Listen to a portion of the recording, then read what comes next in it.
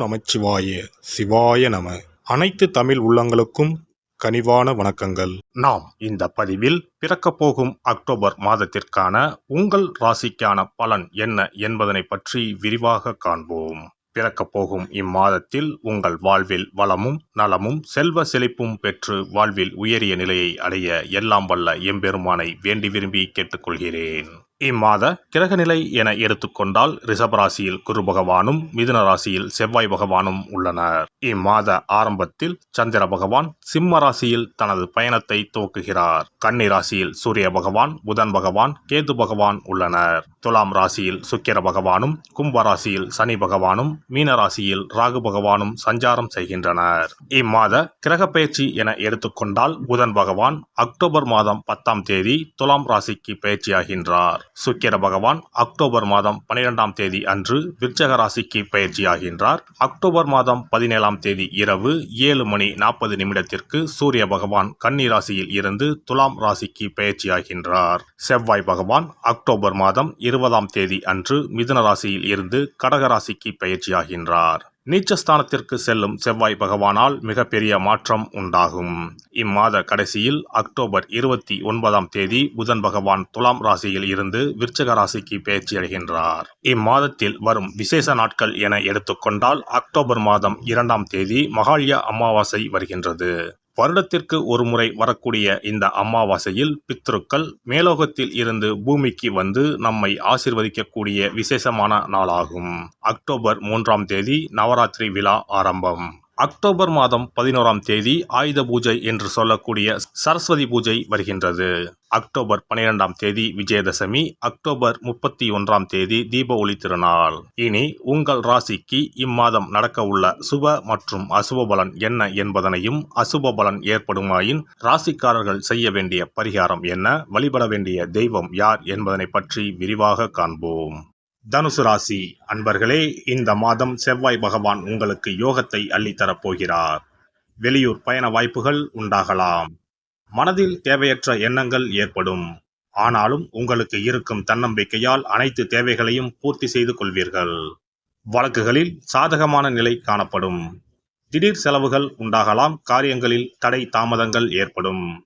தொழில் வியாபாரம் எதிர்பார்த்தபடி நடக்காமல் சற்று மந்தமாக காணப்படும். பணவரத்து தாமதமாகும். யோசித்து செய்யும் காரியங்கள் சாதகமான பலன் தரும். உத்தியோகத்தில் இருப்பவர்களுக்கு உழைப்பு அதிகமாகும். சாதாரணமாக செய்யக்கூடிய காரியங்களை கூட அதிகமாக முயற்சிகள் எடுத்து செய்ய வேண்டியிருக்கும். குடும்பத்தில் இருப்பவர்களால் வீண் தொல்லைகள் ஏற்படும். தாய்வழி உறவினர்களிடம் வீண் மனஸ்தாபம் உண்டாகலாம். கணவன் மனைவிக்கு இடையே கருத்து வேற்றுமை வரலாம். பிள்ளைகள் மேல் கூடுதல் கவனம் செலுத்துவது நல்லது. பெண்களுக்கு வீண் மனக்கவலை உண்டாகும். காரியங்களில் தடை தாமதம், வீண் செலவு ஏற்படும். கலைத்துறையினரை பொறுத்தவரை புத்தி சாதுரியத்தால் எதையும் சமாளிப்பீர்கள். வீண் அலைச்சல் ஏற்படும். நீங்கள் நினைப்பதுபடி மற்றவர்கள் நடந்து கொள்ளாததால் டென்ஷன் ஏற்படலாம். தொழில் தொடர்பான பயணங்கள், அதனால் அலைச்சல் ஏற்படும்.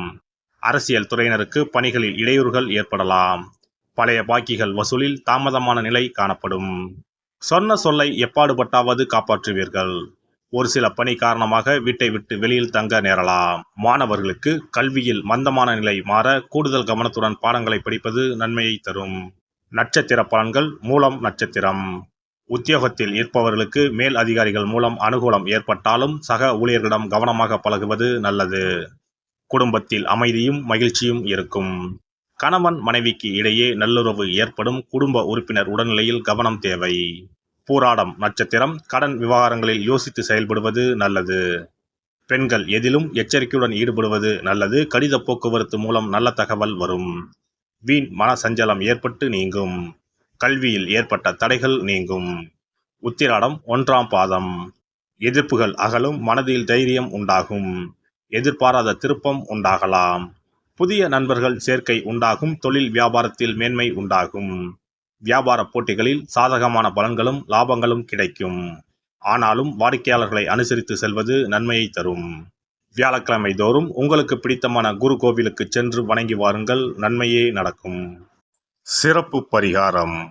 சொந்த வீடு அமைவதற்கு ஆன்மீக பரிகாரம். சொந்த வீடு கனவு நிறைவேற வேண்டும் என்பதற்காக எத்தனையோ கோவிலுக்கு சென்று எத்தனையோ பூஜை வழிபாடு என செய்தும் ஒன்றும் நடக்கவில்லை என்பவர்கள் வீட்டிலேயே இந்த எளிய பரிகாரத்தை செய்து வந்தால் நல்ல பலன் கிடைக்கும். எளிமையான இந்த 2 பரிகாரங்களை செய்து வந்தால் விரைவில் சொந்த வீடு யோகம் அமையும். அதனால் நம்பிக்கையுடன் இந்த சக்தி வாய்ந்த வழிபாட்டை செய்து வரவும். எவ்வளவுதான் சொத்து பணம் இருந்தாலும் நமக்கென்று ஒரு வீடு இல்லை என்றால் அது மனக்குறையாகவே இருக்கும்.